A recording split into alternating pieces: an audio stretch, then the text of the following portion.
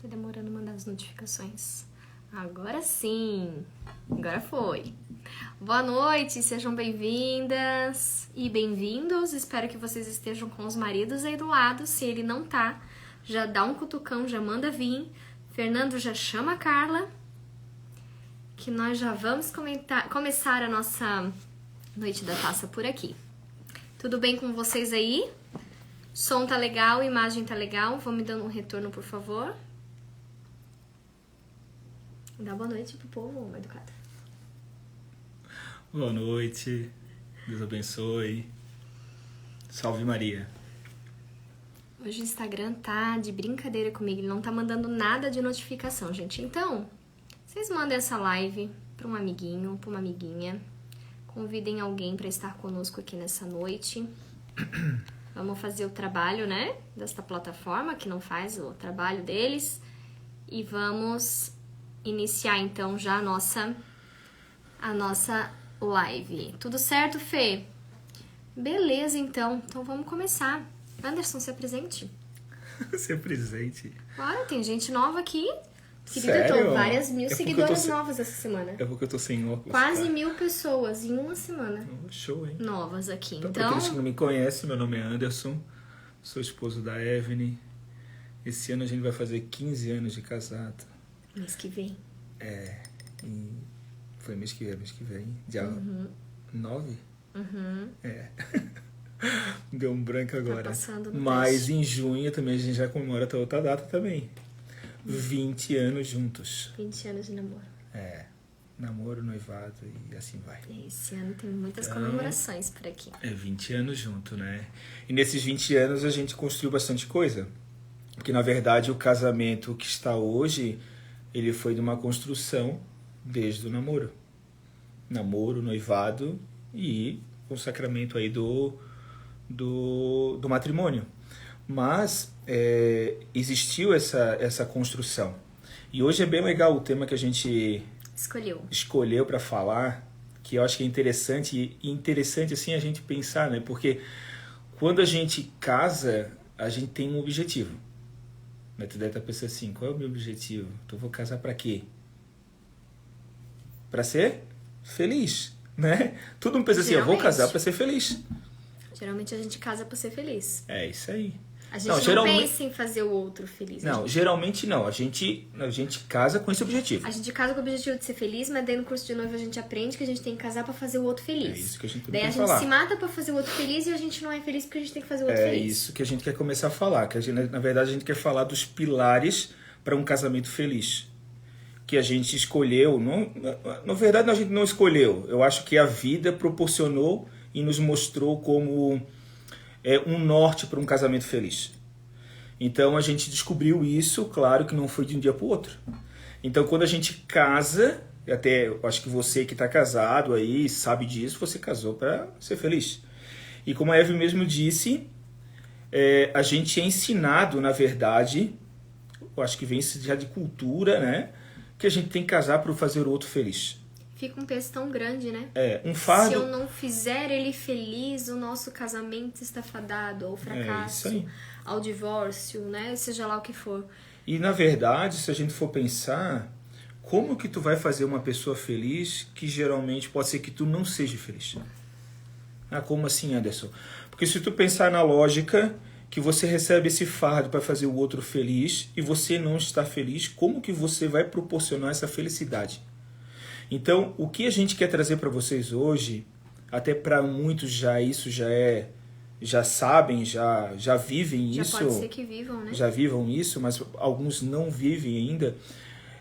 A gente tem que ter um objetivo seguinte, a gente tem que estar primeiramente fazer cada um, nós, felizes. É individual, né? Então, tem que pensar o seguinte, eu caso para me ser feliz. Porque se eu estiver transbordando na felicidade, consequentemente, ela vai ser feliz. Então, esse conceito que a gente tem aí de eu tenho que fazer a minha esposa feliz, eu tenho que fazer isso, eu tenho que fazer, realizar os sonhos delas. Não. Primeiro, o seguinte, a gente até falou isso em sonhos já, né? Naquela live passada. Não vou entrar no mérito aqui, mas a gente tem que pensar, às vezes, um pouquinho na gente. É porque se prega tanto dentro da nossa fé, né? Que nós temos que nos sacrificar pelo outro, que nós temos que nos doar pelo outro. E ok, gente, isso é válido, isso é isso mesmo, não podemos sair dessa linha. É isso mesmo. Só que quando a gente deposita 100% das nossas fichas, eu, Evne, deposito 100% da minha felicidade na vida do Anderson, eu vou me frustrar. Porque em algum momento ele não vai me corresponder. Porque ele não é um marido perfeito. Parece que ele é um marido perfeito, mas ele não é um marido perfeito. Busca a perfeição. Né? Ele busca a perfeição da mesma forma que eu também busco ser uma esposa melhor. Só que quando a gente deposita 100% das nossas fichas humanamente na figura do outro, que também é humano e também é falho como nós, a gente vai se decepcionar. E aí a gente fica esperando que essa felicidade venha, né? Igual aquelas famílias lindas, bonitas de comercial de propaganda de margarina. E isso não vai acontecer, porque essa não é a realidade. A realidade é que eu preciso estar plena na minha vocação, eu preciso estar bem comigo, eu preciso ser uma boa esposa, eu tenho que ser uma boa mãe. Primeiro, antes, né? Eu preciso ser uma boa mulher. Tem que se forjar primeiro, pra eu conseguir ser uma boa esposa, pra, consequentemente, eu poder ser uma mãe excelente. E isso não é... A gente não aprende. Não aprende, né? não é ensinado. A gente não aprende. E isso eu já falei na live passada, né? A gente não aprende a ser pai, a gente não aprende a ser esposo, a gente não aprende isso em lugar nenhum. A gente tem que viver isso e muitas vezes é sofrido para aquela pessoa que, por exemplo, casou agora recentemente, viver essa vida a dois. Educações diferentes.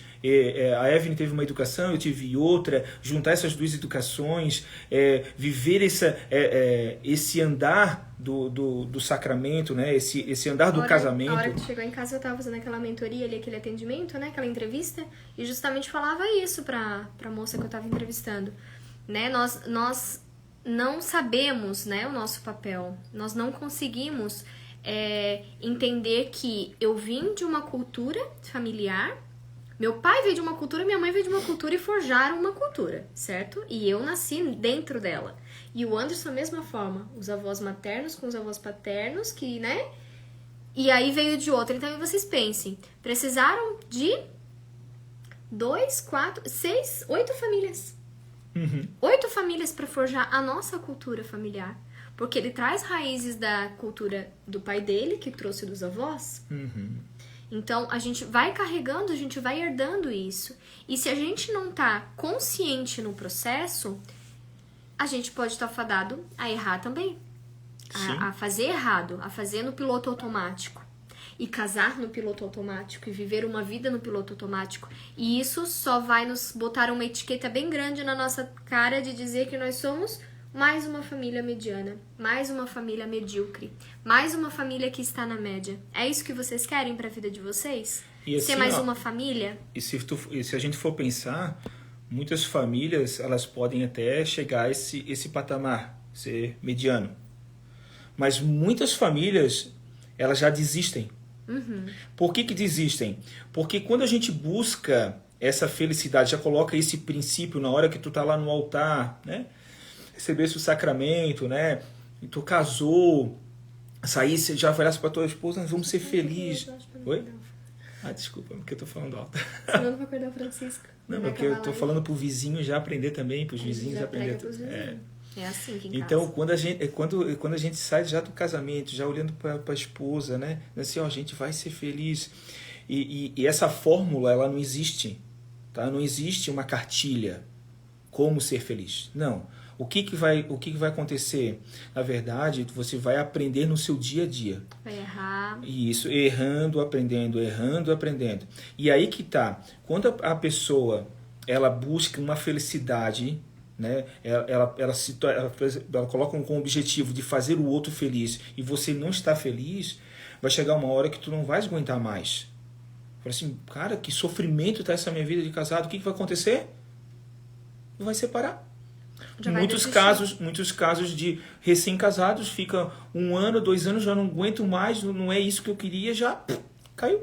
Por quê? Na verdade, não é porque não existiu não vamos dizer assim, não existia uma preparação.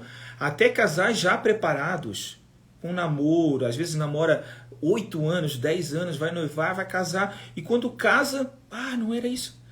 Como não era isso? Tá entendendo? É porque, na verdade, a gente tem esse conceito na nossa cabeça de fazer a outra pessoa feliz primeiro. Primeiro de tudo é a nossa felicidade. Não é ser egoísta, não é isso. A gente tem que se doar. Mas a gente não pode ser criança, a gente tem que ser maduro. Volta e meia, eu diariamente, às vezes estou ali rolando o feed e vejo alguma coisa. Eu vejo, né? Você casou para fazer o outro feliz. Gente, essa é a principal coisa assim, que ó, a gente escuta, que a gente tem que parar um pouquinho e pensar. Não é que eu não quero fazer o Anderson feliz, eu quero, é meu objetivo. É o objetivo do meu matrimônio, é fazer ele feliz. Se doar. Só que a gente tá hoje num momento que tá tudo, os conceitos estão tão confusos que assim, tudo bem, eu vou me matar, eu vou me sacrificar, vou ser uma pessoa que eu não sou, vou esconder a minha personalidade, porque ele não gosta que eu fale alto.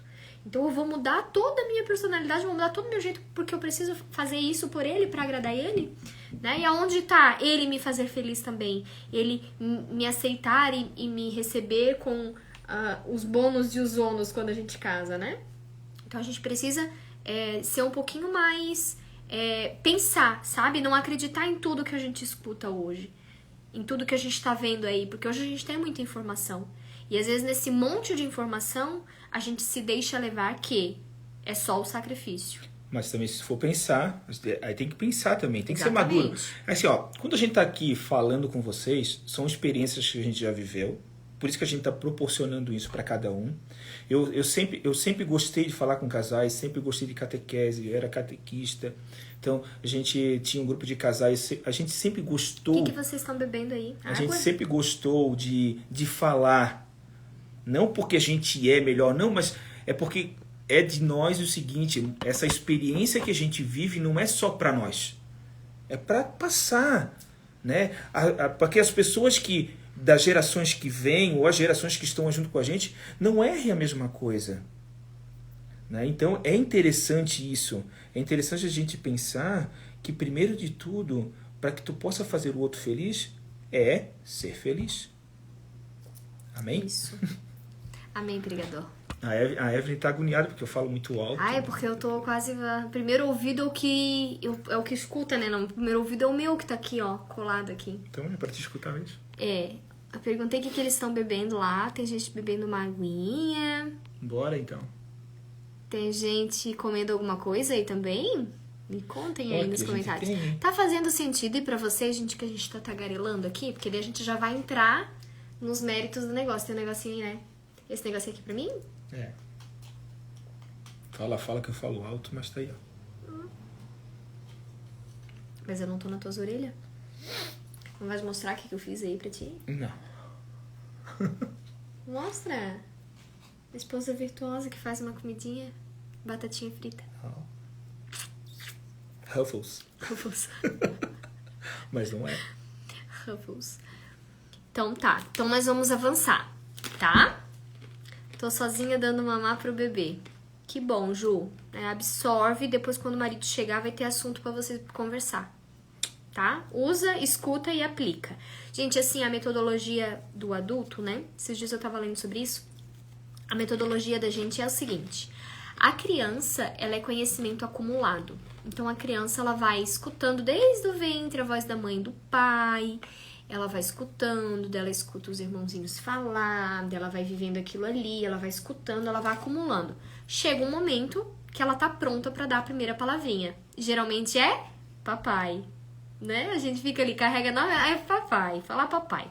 Então a criança vai acumulando. Por quê? Porque a mãe fala do papai o dia inteiro. Cadê o papai? Papai já chegou do trabalho? O papai vai pegar no colo? Papai... Então, né? Quando a gente quer que fale mamãe, não fala, fala papai. Então, conhecimento acumulado. Ó, porque ele quer mostrar o óculos novo dele, gente. Aí, ó. mudando o visual. Mereço também. Merece. E aí, então, como eu tava falando, a criança é conhecimento acumulado. Deixa eu só virar essa luz aqui pra não ficar no teu óculos, mas acho que eu não vou conseguir. E a gente, é óbvio, nós adultos, é conhecimento aplicado. Então, a gente precisa aprender e aplicar. Não adianta... Vocês já tiveram a experiência de ler um livro, assim, bem denso, e aí no final você chega no livro e diz, meu Deus, acho que eu não aprendi nada com esse livro. porque ele não estava coerente com a realidade que você está vivendo. Agora, se for algo que você lê, você escuta e você aplica, ele vai te dar um resultado maior. Você vai conseguir ver nitidamente o que você aprendeu no livro, se você ler, né, aprender e aplicar. Então, só pra gente entender, né, como é que é essa metodologia. Então, o que a gente estiver falando aqui que fizer sentido, já aplique. E quando a gente ensina para outra pessoa, a gente aprende 2 vezes. Então, Ju, depois que teu marido chegar, tu explica para ele o que aprendeu aí na live, para você poder botar em prática todo esse conhecimento, né? É isso aí. E vamos ao assunto, então? Vamos. Já tagarelamos? Na verdade, já a gente estamos, já tá né? falando do assunto, né? É que agora a gente vai entrar nos pilares, né? A gente estava Isso. até então falando somente sobre a felicidade. E Isso. agora a gente vai adentrar sobre os 3 pilares para a felicidade matrimonial. Para que todos entendam, na verdade, a gente colocou esses 3 pilares numa vivência nossa, tá? Tu pode ter também os teus 3 pilares. Aqui não é um professor que estudou, fez, sei lá, uma faculdade para estar ensinando vocês. Aqui é uma vivência, uma prática de 20 anos aí de convivência e 15 anos de matrimônio. E 5 filhos. Então, só para que vocês possam entender que a gente, na verdade, colocou isso. Na verdade, acho que a nossa vivência, né, nosso convívio foi nos forjando assim. E os 3 pilares, né, para um casamento feliz, né, aquela felicidade que você busca, né, aquela felicidade que você almeja todos os dias, é o seguinte, que até eu vejo pegar que... o filtro. Eu tô de filtro? Uhum, tá de batom. Tá de batom. É pra capar, esses teus filtros, olha. Eu sou obrigada a passar, né? Tô cansada, fiquei descabelando com as crianças aqui o dia inteiro. Então, nós colocamos 3 pilares para a gente poder alcançar essa felicidade no casamento, tá? Então, o que são esses 3 pilares? Esses 3 pilares nós vamos titularizar como os móveis. É como se tu fosse construir a tua casa. Tu casou e tu vai construir a tua casa. Aí tu já pensa na tua casa. Então, o que eu vou dizer para você agora são 3 móveis que tu vai utilizar na tua casa, que tu não precisa nem ter muito dinheiro para ter eles. Basta você ter eles. E entender. E entender. Entender a função de cada um. De cada um, certo? Eu vou falar de 3 móveis. Primeiro, nós vamos falar a mesa familiar. O segundo, o crucifixo familiar. E o terceiro, o berço. Esse terceiro aqui, só para vocês terem ideia, a gente vai falar na próxima live, porque é um tema meio grande, tá? Tem bastante coisa. Então, a gente vai focar nesses 2 pilares. E o terceiro pilar, que eu acho que é o berço, você já deve estar pensando que é os filhos. A gente vai falar da abertura à vida, vai falar da nossa vivência. Então, muita coisa. Então, a gente vai falar desses 2. Não que esses 2 não sejam tão importantes e não tenham coisas para falar. Tem. Mas a gente escolheu o terceiro para colocar na próxima live. Senão fica muito denso. Vai ficar muito e daí extenso. Fica uma sequência legal pra gente já ter um tema também pra semana que vem. Já fica esse tema engatilhado, tá? Tá. Então são os 3 móveis para uma casa. O primeiro, a mesa. Isso. O primeiro que pilar. Quer dizer a mesa? A mesa familiar. Vamos pensar o seguinte, a mesa familiar, vamos pensar no móvel físico, a mesa. A mesa. Então vamos dar um exemplo. De vidro. Olha como é sagrado a mesa. E às vezes nós agora não muito, porque a gente tomou posse e entendeu da importância da mesa. Mas e nisso do nosso casamento, como é que a gente fazia, amor? Tá, mas primeiro deixa eu só dizer por que a importância da mesa.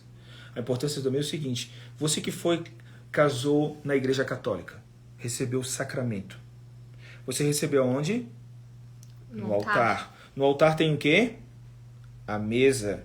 A mesa é a mesa do sacrifício. O sacrifício de Deus. Todas as celebrações, Deus se dá como um cordeiro, onde tem o sacrifício, onde você foi ao encontro desse sacrifício e tomou posse desse sacramento.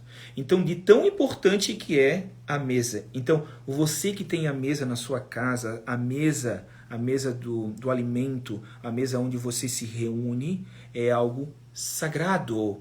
Sabe o que é sagrado? Sagrado A mesa é algo sagrado. Agora sim a gente vai falar sobre o pilar, só para que vocês entendam que a gente está falando de uma coisa muito importante que é a mesa. Então agora já pode falar, fala um pouquinho da nossa, antes de a gente entender que isso era sagrado. Quando a gente casou, primeiro a gente não tinha uma mesa, né? A gente tinha uma bancada, né, de mármore. Não, mas era altas bancadas. Não, era altas bancadas. Ok, mas não era bem propriamente dito, uma mesa. O apartamento era legal. Né? Nosso apartamento todo branco, né? Todos os móveis branco, parede branca, sofá branco. Reformamos o apartamento, eu vendi meu carro para reformar o apartamento para casar. Tudo lindo, tudo branquinho, perfeito, apartamento lindo, cheiroso, cheirinho de tinta, uma delícia. Não tinha nenhuma criança para sujar nada, era uma beleza, uma perfeição a nossa vida. E aí chegaram, né, os filhos, a primeira filha. E já na chegada da primeira filha, que era muito terrorista, né? Diga-se de passagem, não parava quieta um segundo, a gente criava métodos, né, para fazer a criança comer. Quem nunca precisou colocar um filminho, né, em algum lugar público? Ou quem nunca precisou ligar a TV para poder o filho prestar atenção na TV e poder comer toda a comida? Né? Sei que tem muitas famílias hoje que já fazem o modo correto. E eu digo pra vocês ainda mais, vocês são abençoados de saber o método certo antes, porque nós perregamos muito pra chegar até aqui, né? Foram muitos erros que nós cometemos. E um deles era a gente assistir televisão, né? Passávamos final de semana todo na TV, vendo filme, e vendo televisão. Se alimentava na frente da televisão. Ou se alimentava na mesa, mas colocava a televisão virada. Girava a TV, né? Na época que girava aquela TV pesada que nós tinha. Girava a televisão e assistia a televisão e comendo enfim, tudo que vocês imaginar que um casal pode ter feito de errado, nós muito provavelmente já fizemos. Né? E uma delas era essa, a gente não honrava aquela mesa em que a gente comia. Então a nossa primeira filha cresceu até uns 3 anos e pouco, vendo televisão. Depois tivemos a Melissa, que foi pro mesmo ritmo. Né? Elas estudavam de manhã e à tarde ficava em casa comigo na televisão. E assim foi, né, a nossa vida por alguns anos, até a gente entender, ter essa virada de chave e a gente conseguir entender que o nosso momento de a nossa família estar reunida era ao redor da mesa. Assim como tem naquela passagem, né? A sua esposa é uma videira fecunda e seus filhos são como brotos de oliveira ao redor de tua mesa. E nós não entendíamos isso. E passamos a entender, depois de muito perrengue, depois de muitos erros, como eu falei, né? Então, hoje, a gente tenta zelar, né? Como que a gente zela? Que em casa as refeições são todas na mesa. Todas. Tirando com exceção quando a gente faz o nosso cineminha, né, amor? Isso. Que é mais raro, assim. Sim, a gente tá... Mas é mais tá num momento mais raro, tipo assim. uma pipoca, alguma coisa. Então, já quando a gente faz remete, aquela né? tábua de frios, né? De frios não, de batatinha frita com carne. Isso. Que a gente faz um refogadinho assim, faz um prato único, dá um garfinho pra cada um e aí a gente fica beliscando, né? Não é bem uma refeição, é um belisco, né? Salgadinho ali que a gente come no momento que a gente tá vendo um filme. Mas são momentos também em família. E nesses momentos também a gente traz a oração. Sim. Ainda que não seja na mesa, né? Então, hoje a gente consegue compreender. Então, a importância de se fazer. Aí tem várias teorias, né? Tem várias mulheres aí no Instagram que são mais virtuosas um pouco do que eu, que fazem ali a mesa posta, colocam, né, aquele jogo de suplá com guardanapo de tecido, fazem aquela coisa arada toda que eu acho lindo, maravilhoso. Não estou nesse nível ainda, mas quem gosta, por que não? Né? Por que não fazer? Porque tem gente que fica assim, ó, vou falar aqui da taça, né? Estamos aqui, ó, eu tava com a taça d'água, agora aqui é a tacinha da cerveja. Agora sim, tem gente que tá com a taça em casa guardada pra quando tiver uma visita. Pra quando receber alguém. Pra usar no Natal, pra usar uma vez no ano.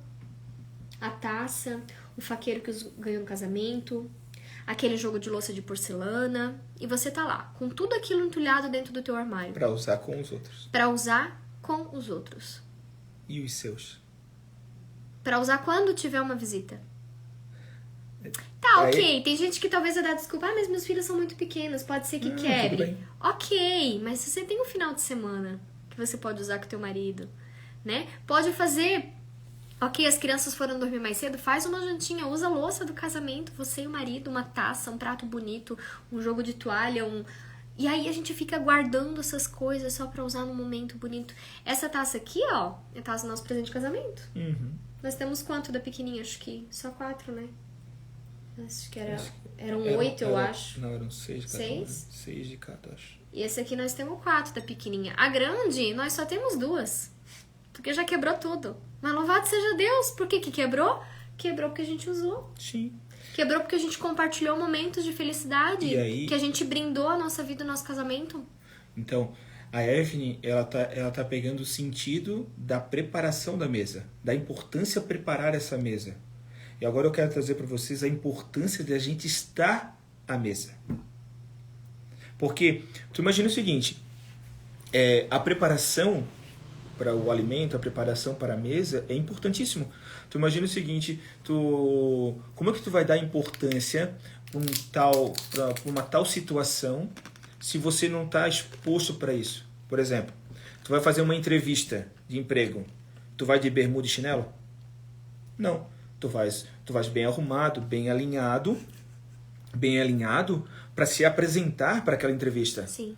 Então, tu imagina o seguinte, tu vai dizendo que a mesa é um lugar sagrado, um lugar que a gente tem que ter respeito para os teus filhos, e chega lá, os teus filhos olham, tá tudo relaxado, é prato para um lado, é copo para o outro, talher virado.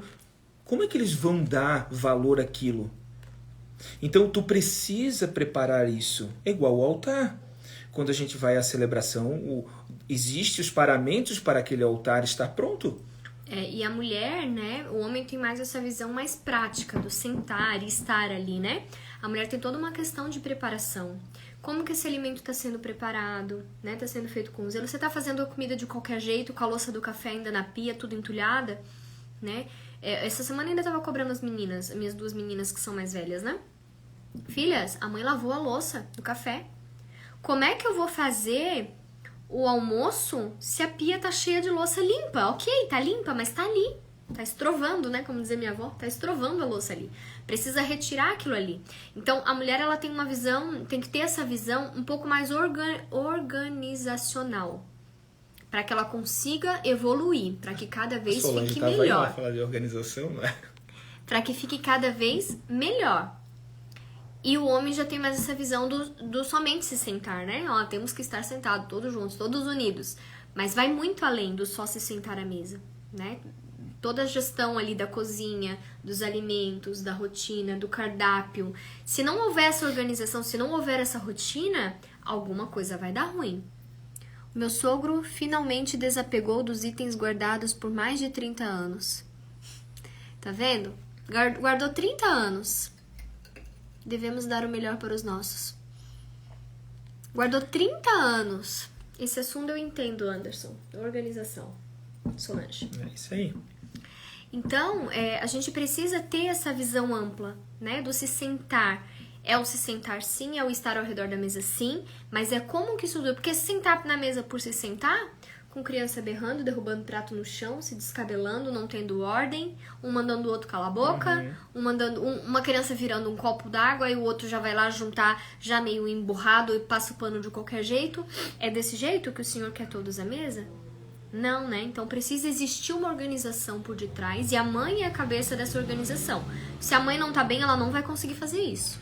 Então, agora pensando no seguinte, a mesa está posta, está organizada. Agora vai entrar as pessoas, a família. Olha a importância do encontro da família na mesa da casa, né? Onde a gente se alimenta. Não é... Quando a gente dá valor a esse momento, vai entender o crescimento de cada um.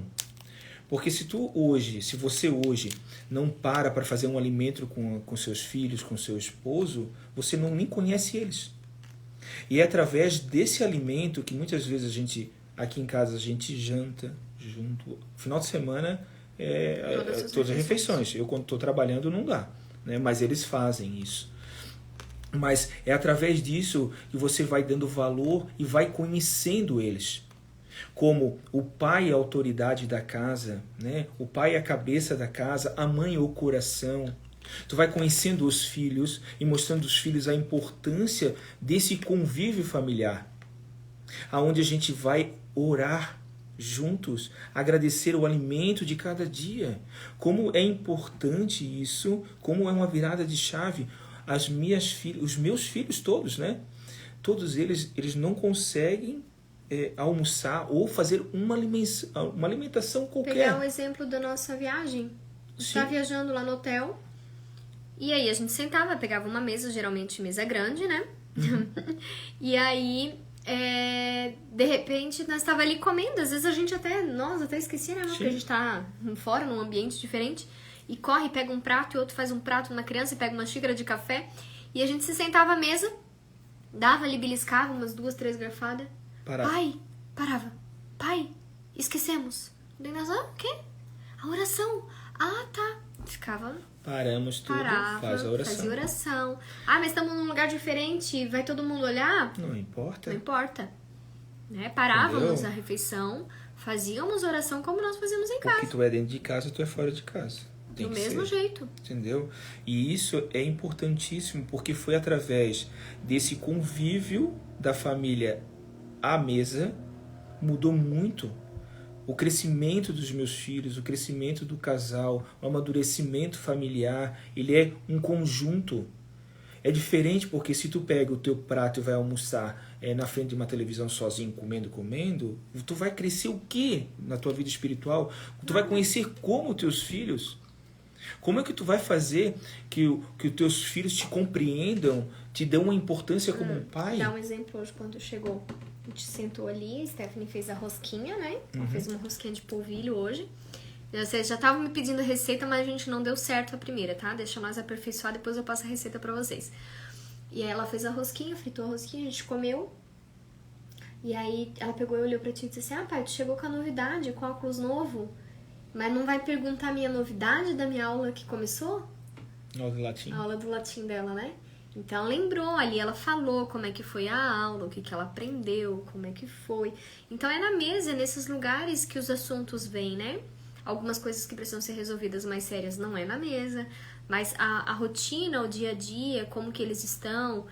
Fulano foi arteiro, fulano assim, você precisa conversar depois. É só ver assim, até fica assim meio taxativo a gente tá falando, porque se tu não vive isso, tu pode dizer assim, mas tu tá brincando, isso acontece. É só tu entender, os meus filhos começam a me ver diferente. Eu sento na ponta da mesa. O lugar do pai é na ponta da mesa. Os filhos entram ao redor. Então, eles me olham eu comendo, o jeito que eu estou comendo. É que como tu não tá na mesa ao meio-dia, então qualquer outra refeição que tu chega, tu senta na ponta. Né? E quando tu não tá, às vezes a Stephanie senta, às vezes eu sento, às vezes o Francisco senta, a gente reveza. Mas quando você está, né? Eles esperam o pai. Lembrei de uma coisa importante. O prato. Vou fazer uma pergunta pra vocês, quero que vocês me respondam aqui embaixo. Quando vocês fazem refeição assim em família, presta atenção que eu vou perguntar. Quando vocês fazem refeição em família, quem é a primeira pessoa que se serve na casa de vocês? Mandem pra mim, quando a gente come uma batatinha. Quem será? Tá bom, batatinha? Me fala que não tá pra tu ver. Ruffles. Quem se serve primeiro? E aí não dá espaço pra gula? E também esse convívio, essa troca. E aí não dá espaço pra gula e também esse convívio, essa troca. Não sei se eu entendi a tua pergunta, Gisele. É muito relativo, né? Tu diz assim de eles comer demais porque a gente tá descontraído, porque a gente tá conversando. A gente sempre tem que ter o limite, né? Então, o pai e a mãe tem que ter esse olhar, né? Pra cada um. Eu sei qual dos meus filhos tem inclinação pra gula. Eu sei exatamente, pelo temperamento, pela personalidade. Até pelo convívio. Pelo dia que eles estão. Se alimenta. Né? Pelo dia que eles estão, como eles viveram, se eles estão ansiosos, ociosos. Então, tudo isso a mãe sabe. Já teve uma situação... Vou pegar a situação do final de semana. O dia que a gente saiu lá pra almoçar com o Silvano. A gente foi num restaurante que era aquilo. E aí eu falei, olha, cada um coloca tanto e tanto e tanto no prato. Benjamin, esse tanto. Stephanie, não exagera. Melissa, né? É bifezinho aquilo. Ninguém tá morrendo de fome. Cada um faz o pratinho com o suficiente. Beleza, foram lá, fizeram o prato. O que aconteceu? Um deles levantou e tava indo em direção ao buffet. Eu falei, volta aqui. Mas mãe, eu estou morrendo de fome. Eu falei, não, meu filho, você não está morrendo de fome. A mamãe viu o tanto de comida que tinha no seu prato, isso aí é gula. Mas a mãe vai deixar você comer mais um pouco. Mas não é assim, se levanta e vai no buffet. Você não tá em casa, né? Então, educação se dá em casa, sim. Mas se preciso ser corrigido na rua, também é corrigido. Então, depois fui lá, vi o que ele queria, dei mais um pedaço de carne, mais um pouquinho de arroz. Ok, tudo certo. Mas precisa ter essa correção, porque a mãe que tá atenta à alimentação do seu filho de segunda a sexta, ela sabe qual que vai extrapolar no final de semana. Ela sabe qual que vai extrapolar num restaurante. Ela sabe o que vai extrapolar numa festinha de criança, que vai querer, às vezes, comer ao invés de brincar. Ou que vai querer brincar e não vai comer. Então, a mãe que conhece seu filho, ela tem essa autonomia, né? Ela consegue. Não sei se era essa a pergunta, mas eu respondi como deu aqui. Eu quis dizer que a interação na mesa é bom para evitar a gula. Ah, sim, Gisele. Sim. Agora eu entendi o que eu quis dizer. O contrário, eu acabei pensando o contrário. Mas sim, porque a gente tá ali conversando, né? Debatendo e tal. Já vai tirando o prato, já vai tirando a mesa, já vai distraindo aquele que queria comer demais. Já entra num assunto, já vai distraindo. É bem isso mesmo. Sim. E como Aqui, ó. A Juliana respondeu. Nós servimos o filho primeiro. A preocupação é sempre alimentar o filho por primeiro. Aqui em casa, coloco o das crianças e depois faz o dele. A mãe aqui é sempre a última. Então, Ju, vou te dar uma notícia. Você tá certa, você tem que ser a última mesmo. A mãe é sempre a última a se servir. Só que a gente tem uma cultura errada, né? Todo mundo, quem botou aí a resposta, botou e colocou errado. Então, agora vamos fazer uma como é que se fala? Uma correção fraterna. Pra não dizer que nós vamos dizer que vocês estão errados. Vamos fazer uma correção fraterna. Quem deve receber o primeiro prato de comida na mesa é o pai. Antigamente, muito antigamente era assim. Mas aí as crianças começaram a ficar pirracenta, mal educada, a gente quer logo calar a boca deles, o bebê já tá chorando, aí o mais velho já tá estressado porque tem que ajudar a atender os pequenos, então a gente dá comida pros pequenos primeiro, enche o bucho deles pra depois servir os adultos, né? Aqui não tem criança, é quem chega primeiro. Mas quem é o correto de comer por primeiro na casa, na mesa da família, é o provedor. Ele saiu para trabalhar, né? Ele que se mata trabalhando, que traz a comida, que traz o sustento para dentro da casa. Então, o pai tem que ser feito o pai. Não o prato do pai primeiro. Não só essa questão de sair para trabalhar, porque ele deve estar pensando assim, tá, mas eu também saio para trabalhar. Não é isso. É porque o pai é a cabeça da casa. A autoridade. É a autoridade máxima na casa. Aí Deus fala assim, não, agora nós temos direitos iguais, não sei o quê, não sei o quê. Eu vou entrar nem nesse mérito. Não vou nem falar nada. Não vou nem falar nesse mérito. Né? Existe uma autoridade que é o pai. Tá? Isso é a autoridade do pai. Então, esse pai, ele tem que ter como autoridade na sua casa. Tu imagina o seguinte, olha a cabeça de uma criança de 1, 2, 5 anos, o pai não é a autoridade da casa. O pai é o capacho da casa. O que essa criança vai ser? Inclusive, o maior pedaço de carne deixamos para o pai também. Né? Então, a gente tem que entender isso. Tá? Então, quando a gente virou essa chave, mostrou a importância da mesa sagrada dentro do nosso lar, né? E começamos a viver isso, a nossa família... Tira esse filtro. A nossa família começou a crescer espiritualmente. Não só fisicamente, mas espiritualmente. Vocês não brigam, vocês não puxam a orelha. Isso tudo acontece.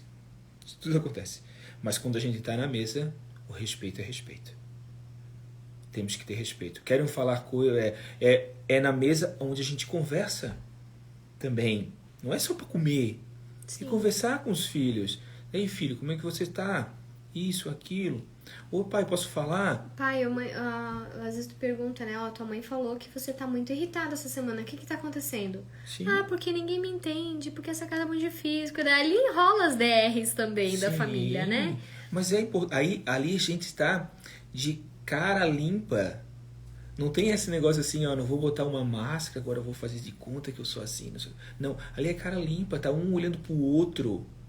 Não tem assim, ó, tu tá num lugar e a outra pessoa tá no... não é uma conversa no telefone que tu não tá vendo a face da pessoa, não. Ali é assim, é um debate, um olhando pro outro, um conversando com o outro. A hora de corrigir, também é hora de corrigir. É hora de aprender, é hora de aprender. É hora de rir, é hora de rir. Ou você acha que quando Jesus foi lá... Às vezes ele conta, eu vejo, às vezes conta umas piadas na mesa, né? Sim! Ele conta umas piadas, conta umas coisas, ele inventa umas piadas. Inventa umas piadas. Né? Então, assim, é o momento que a família tá ali reunida. É o momento de tu poder viver a tua própria família. Então, esse é um dos pilares, tá? Esse é um dos pilares que a gente vive. Nós ficamos 20 minutos falando só da mesa. Então, para te ver, se a gente falasse do berço lá, uma barbaridade. Então, o próximo pilar... Então, só pra quem tá chegando agora, vamos recapitular bem rapidinho? Tá, fala então. Nós estamos falando dos pilares, tá? Primeiro, qual é o nosso nome? Os pilares pra um casamento feliz. Isso aí. Eu botei casamento, mas poderia ser matrimônio, né, gente? Que aqui estamos falando da maioria de casais católicos. Eu sei que tem bastante irmãos aí na fé também. Então, eu coloquei casamento pra agregar a todos, tá? Então, nós falamos agora do pilar da mesa, tá? Isso. Aí nós vamos falar agora do pilar do crucifixo. Isso, o crucifixo familiar. O crucifixo familiar. E também temos o pilar do berço. Que são 3 objetos, são 3 coisas, móveis. 3 móveis primordiais para uma casa, para um lar cristão católico que busca a felicidade, que busca viver plenamente o seu sacramento, que busca viver plenamente a vivência familiar. Então, tá? se você pegar esse primeiro pilar... A mesa, o crucifixo e o berço. E o berço, São tá? 3 móveis. Hoje nós vamos falar da mesa e do crucifixo. E o berço nós vamos falar na quarta-feira que vem. Então, quem chegou agora, já fica com a gente aqui, que quarta-feira que vem a gente vai dar continuidade nessa live. Então, vamos pro segundo ponto? Isso, vamos. Então, o crucifixo, Anderson. O crucifixo. Então, o crucifixo é Quem é que não tem crucifixo em casa? Espero que ninguém diga eu. Espero. Então, assim, ó, o crucifixo não é o crucifixo. O crucifixo que a gente vai falar é esse mesmo que tu estás pensando. O crucifixo. Aquele que fica lá na parede. Aquele que fica na parede. Mas aí que tá. E o lugar dele não é ficar só na parede. O crucifixo, o que a gente quer trazer aqui, é o momento da oração familiar. Não é só o objeto. Não só o objeto. E assim, ó, porque quando a gente remete a nossa oração olhando para o crucifixo, a gente tem que viver o que Jesus viveu. Ali a gente vê o seguinte, vê o sofrimento, certo? Mas também a gente entende que aquele sofrimento não parou na cruz. A cruz só foi aquele momento. Mas sim vem a salvação. Então, quando a família hoje que não tem o seu, vamos dizer assim, o seu tempo de oração, ela está fadada à falência. Como isso, Anderson? Fadado à falência? Fadado à destruição mesmo. É como se tu abrisse a porta para tudo de ruim entrar na tua casa. E assim, ó, basta uma brechinha da tua porta que entra. Se você não estiver blindado, se a sua família não estiver blindada na oração, qualquer ventinho que entra na sua casa, eu digo ventinho quando estou falando, sei lá, uma fofoca, sei lá, desentendimento, uma briga, sei lá, problema financeiro. Que mais tem. Né? Então, qualquer desses ventinhos, essas brisas, entra na sua casa, vai destruir. Então, a gente quer trazer o pilar do crucifixo familiar, é porque a gente precisa precisa ir ao encontro do crucificado. Precisa entender que esse crucificado, ele deu-se a vida, não porque ele foi um derrotado, mas a cruz significa a vitória para a vida eterna, a vitória para a salvação, para a minha família e para a sua família. E eu não estou dizendo aqui para a gente só estar fazendo o nosso momento de oração com uma oração repetitiva. Repetitiva que eu estou dizendo é o seguinte, um Pai Nosso, uma Ave Maria. Não, o momento da tua oração junto com a tua família é o momento da palavra, é o momento da catequese junto aos seus filhos e junto à sua esposa. Né? Um aprendizado, é um momento de você parar. Anderson, eu não consigo porque a semana toda é difícil. E o final de semana? É bem isso, Gisele. Hoje também me parece que as famílias não têm mais o hábito de rezarem todos juntos. E tem sido resgatado o hábito e ensinado. É porque, na verdade, a gente não sabe mais rezar. Essa que é a verdade, Gi. A gente não sabe mais rezar. De um tempo pra cá, a gente começou a usar o devocional, né, amor? Uhum. E a gente viu o tanto de orações que a gente desconhecia. Que a nossa igreja é rica. Quantas orações, quantas ladainhas, quantas novenas, quantos santos que a gente nunca tinha ouvido falar o nome. Porque a gente só lembra daqueles que o padre fala na missa, daqueles que tem na nossa paróquia. Né? E a nossa igreja é tão rica, com tantos dons, com tanto... E aí o que acontece? A gente não sabe mais rezar, não tem o hábito de rezar junto. Como é que eu faço? Uma novena em família, como a gente tem feito aqui em casa.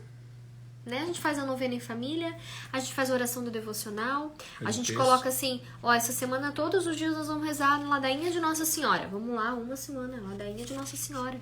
Coloca pequenos propósitos, sabe? Sim. Porque tem crianças de 5, 6 anos em casa que não sabem rezar ainda o Pai Nosso.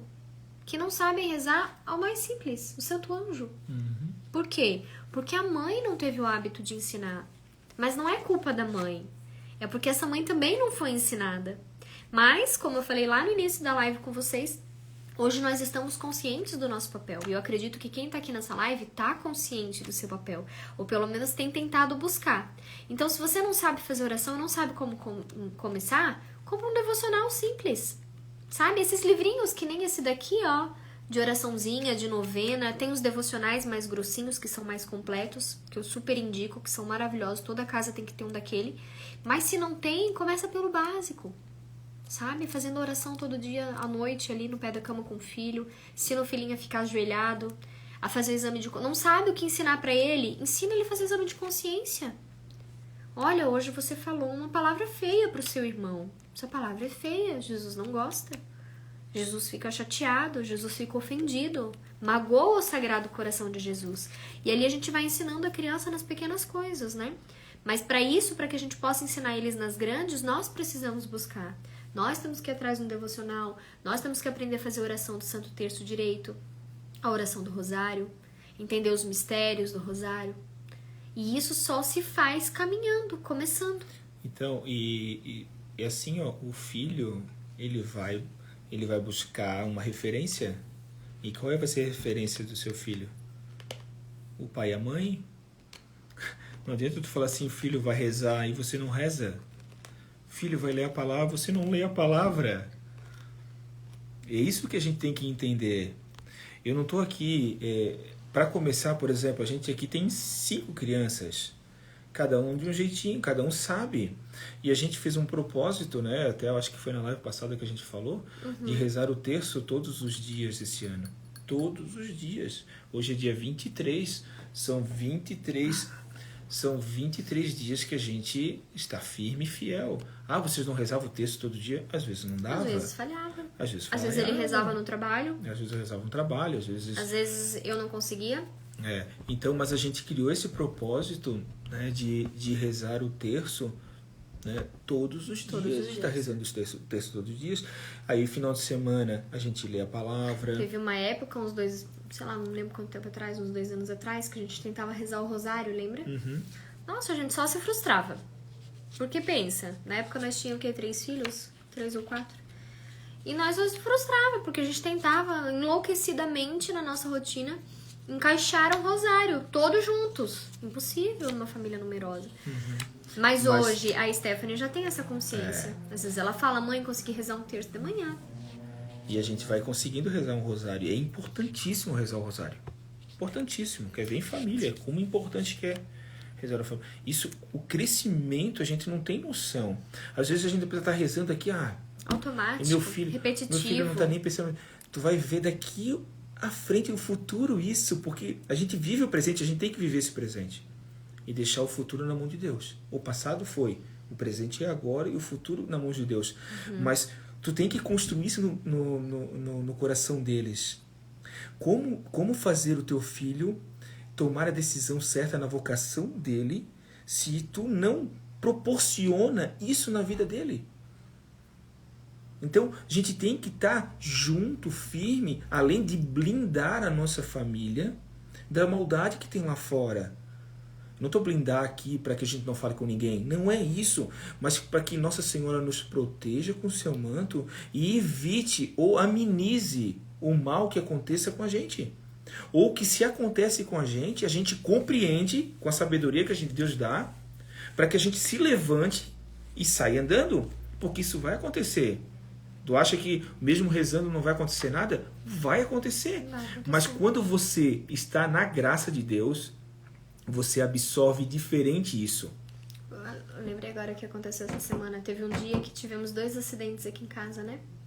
Sim. O Joaquim caiu do muro e a Stephanie Stephanie machucou o joelho ali na escada. Sim, foi agora. Foi 2 acidentes que poderiam ter dado muito ruim, né? A altura que o Joaquim caiu não foi pequena e o tombo que a Stephanie levou, quase que ela precisa até levar ponto, né? Foi um corte bem fundo.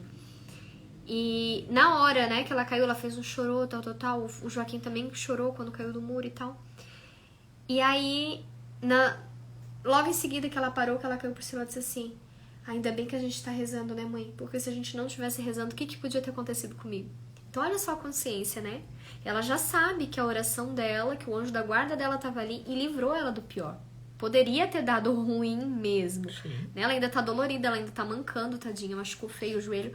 Mas assim, feio, ok, sabe? Daqui uma semana tá bom. Mas poderia ter sido pior. Poderia ter fraturado, poderia ter rompido um ligamento, poderia ter feito uma fratura exposta, porque foi um tombão, né? Então, eu já tenho a consciência, eu estou rezando. Deus então, me evitou o pior.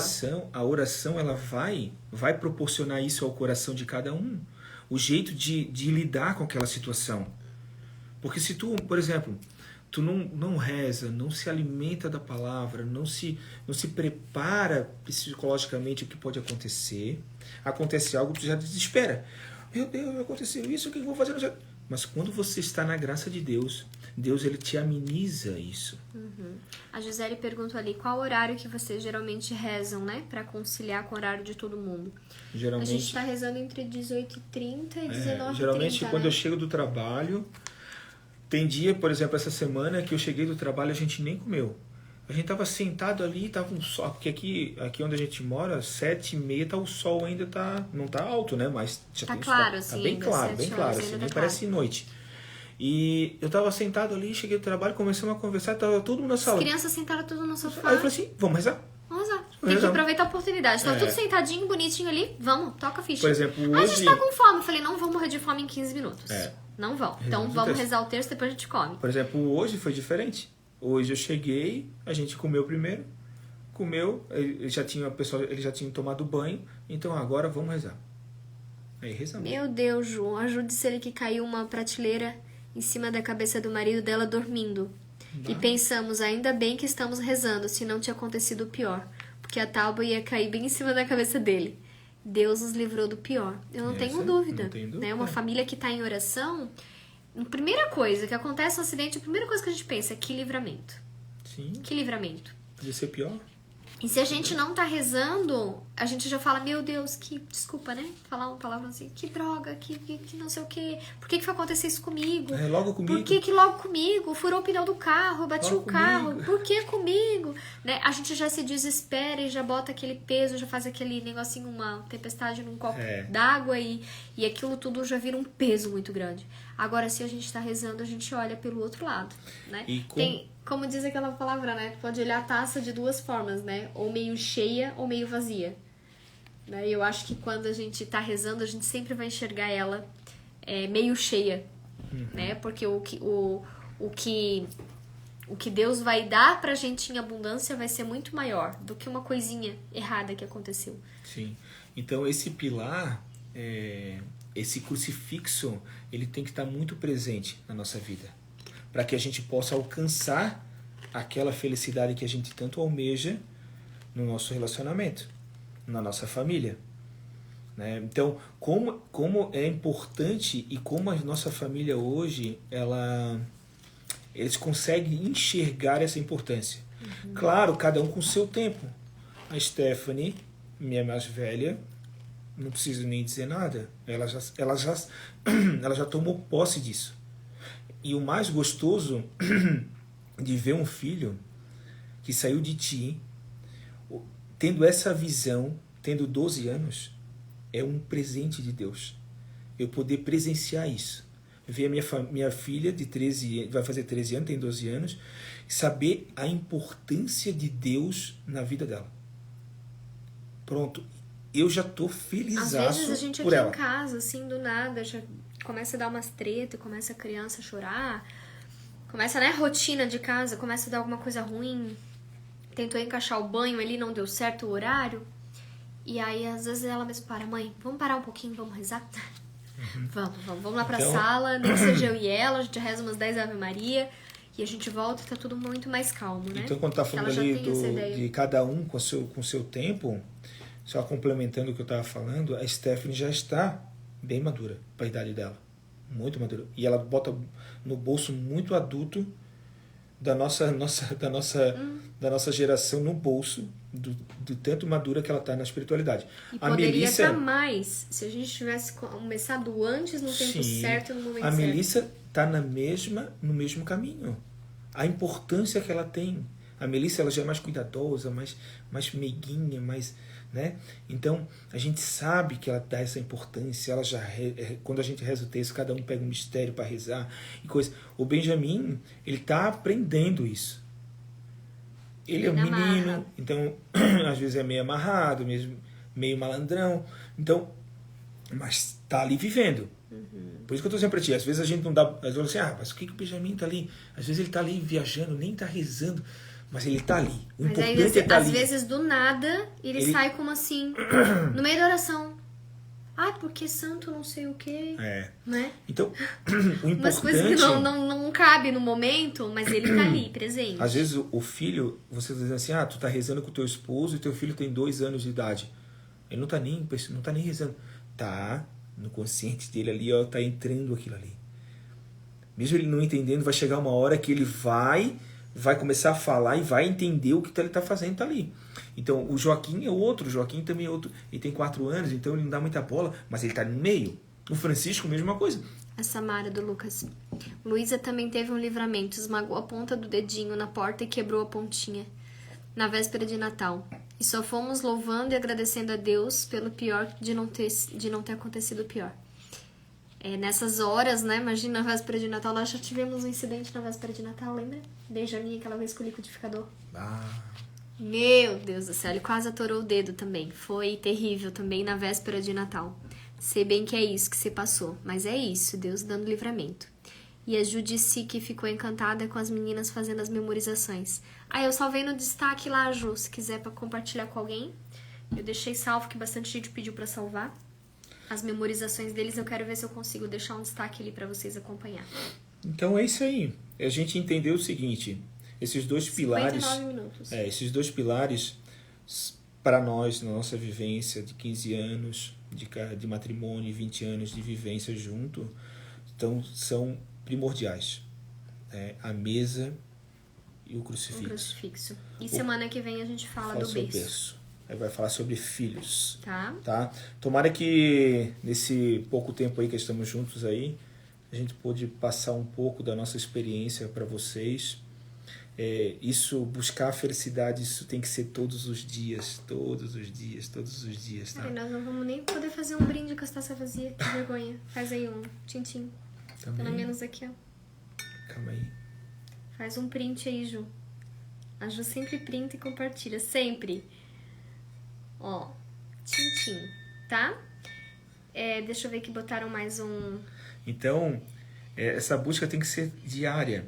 Mas pensa no que a gente falou, tá? Primeiro te fortaleça como esposo da casa aí, como homem da casa, assim, ó, poxa, vou buscar minha felicidade, tá? Tô feliz, pô, então que show de bola, agora vamos junto. Fala com a tua esposa, vamos lá, vamos fazer isso, vamos fazer aquilo outro, vamos dar valor mais na nossa... E uma coisa importante, né, de um casal maduro, um chegar pro outro e dizer assim, amor, eu não tô feliz. Sim. E a culpa não é sua. Sim. Né, porque às vezes, se eu chegar pro Anderson e falar hoje pra ele, amor, eu não tô feliz, a primeira coisa que ele vai pensar, meu Deus, onde é que eu errei? A culpa é minha. Né? Sejamos maduros de reconhecer que nós não estamos felizes e não é porque o outro não tá dando conta, é porque tá faltando algo em nós. Algo precisa ser preenchido em nós. Aí que entra o marido também nessa questão. De estar atento. Estar atento. Ah, não tá feliz, então vamos buscar isso. Vamos buscar o que houve. Desde o começo? Não, é agora, uma situação ou outra. Vamos buscar. Vamos fortalecer um ou outro. Para que a gente possa a gente falou isso na primeira vivendo live, essa né? vivência. A gente acaba sempre trazendo umas coisas das outras, né? Daquela live que eu contei do meu processo meio depressivo ali que eu vivi. Uhum. Né? Não querendo trazer o assunto de novo, mas o que eu vivi ali, se ele não fosse atento e se eu falasse pra ele, olha, eu tô assim, tô depressiva, tô infeliz, tô vivendo um momento difícil comigo mesma. Se ele não estivesse atento, ele já ia levar pro lado pessoal. Ele já ia achar que a culpa era dele, que ele não tava sendo um bom marido, que merda, eu tô fazendo uma infeliz, ou sei lá, seja lá o que for, né? Mas não, na nossa maturidade, nesses quase 20 anos que nós estamos juntos, ele olhou, não, peraí, realmente, tem algo que não tá bem com ela, o que eu posso fazer pra melhorar? E aí a gente consegue se reconstruir de novo e buscar essa felicidade dentro de nós mesmos, né? Em Deus, pra que possa ser preenchido, e aí sim, um fazer o outro feliz. É isso aí. Né? Eu acho que era isso, não. Senão nós vamos ficar aqui a noite toda tagarelando. Tá? Entrou bastante gente nova aqui agora. Gente, vou pedir desculpa pra vocês. Essa live ela vai ficar salva. Nós já estamos aqui há 1 hora. Eu vou deixar salvo agora. Os pilares de um casamento feliz. Espero que faça sentido pra todos vocês. E eu vou deixar salvo ali no feed. Só deixa um comentarinho lá pra gente saber que vocês gostaram. Qual foi a parte da live que vocês mais gostaram. E também pra que vocês possam estar compartilhando, tá? Quem puder também colocar nos stories, a gente agradece bastante, tá bom? Obrigada pela presença, Ju, obrigada. E vamos conseguir rezar aqui em família, principalmente o Santo Terço. Vão conseguir sim, dá os primeiros passos, começa com uma dezena, tá bom? É isso aí. Um beijo, fiquem com Deus, Santa abençoe, noite. tá? Até quarta-feira que vem.